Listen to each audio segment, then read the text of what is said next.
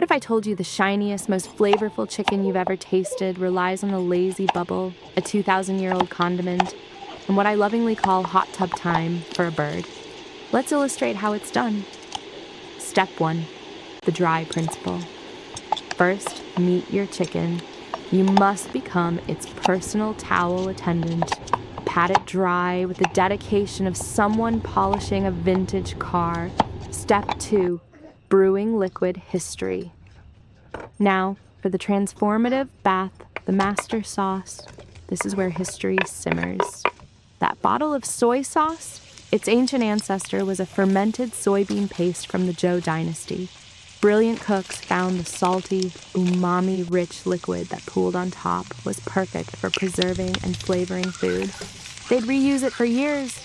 We're basically making a modern, turbocharged version of that ancient family heirloom in one afternoon.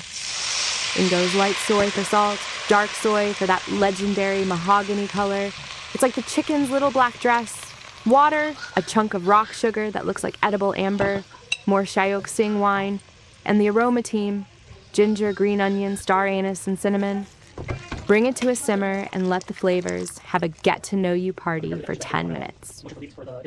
Step 3, the temperature tango. Time for the first magic trick. We lower the chicken in, breast up, and immediately lift it out. This shocking technique equalizes the temperature so it cooks evenly from the get-go. No cold spots. Then we commit it back to the bath. Now the most important command, lazy simmer. A violent boil will make the proteins tense up and toughen. It's like a stressful day at the office for the chicken. We want a relaxed, gentle bubble. Think of it as the chicken's spa day. Step 4, the boasting ballet and the food science, siesta.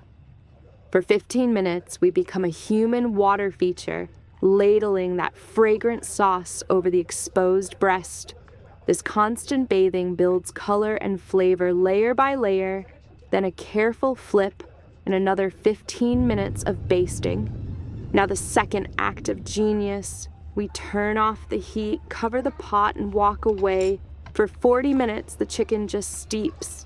This is where food science does its best work.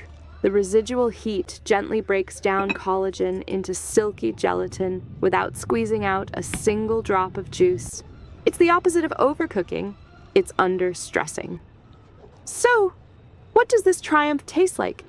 It's the deep, soul-warming savoriness of pure umami, gently sweetened with caramel notes, and perfumed with the faintest whisper of spice. The meat isn't just juicy, it's imbued, saturated with flavor down to the bone. The skin is a sticky, slightly sweet, profoundly savory prize you'll fight over.